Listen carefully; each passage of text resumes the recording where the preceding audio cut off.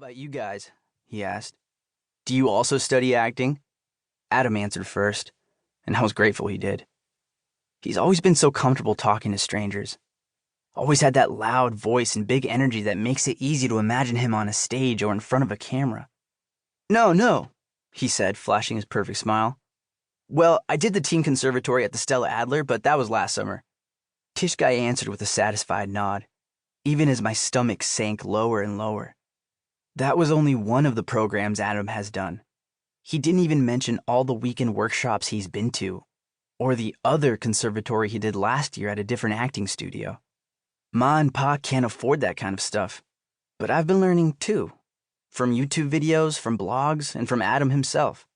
I've always liked to think I'm just as talented as him, but when he and Tishkai turned toward me, I felt more insecure than ever.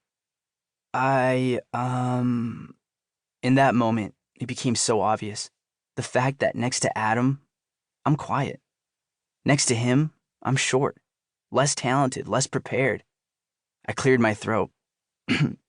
I've never taken actual lessons, but I've learned in other ways. "Yeah," Adam said. "Matt's super talented." The blonde guy's mouth twisted downward. "Well, don't be too hard on yourself if you don't get it," he said to me. "I don't think they're looking to cast an ethnic actor for this role anyway." Adam froze beside me. "What?" My hands started sweating. My mind went blank. I couldn't think of anything to say. I couldn't think of anything at all. The blonde guy slumped his shoulders, shifting awkwardly on the spot. "No offense," he said, looking down at his feet. "I mean, I'm sure you're talented, but, you're a little too ethnic?" I spat. "Listen, I'm sorry. I was just trying to make small talk to pass the time. We can all just go back to waiting." He turned his back on us and crossed his arms. "He's an idiot," Adam whispered to me. "Don't let him get in your head. You're gonna kill the audition. We both will." But I didn't. How could I? When I was carrying all that anger inside me. I stumbled the second I walked into the audition room, and I was 2 lines into my monologue when I choked. I managed to remember the next line, to finish the piece, but when I was done, the casting director thanked me with a stone face, and I knew right at that second that I hadn't gotten it. I take the last tortillas out of the box and slap them on the shelf. Then, I pat all the piles to make sure they look even. I know how much the store means to Ma and Pa.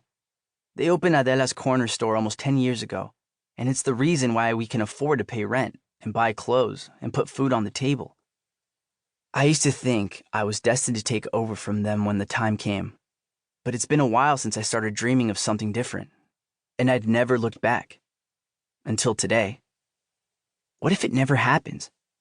What if I can't make it as an actor because I don't look like the other guy standing in that line? Or because my parents haven't been able to pay for private lessons?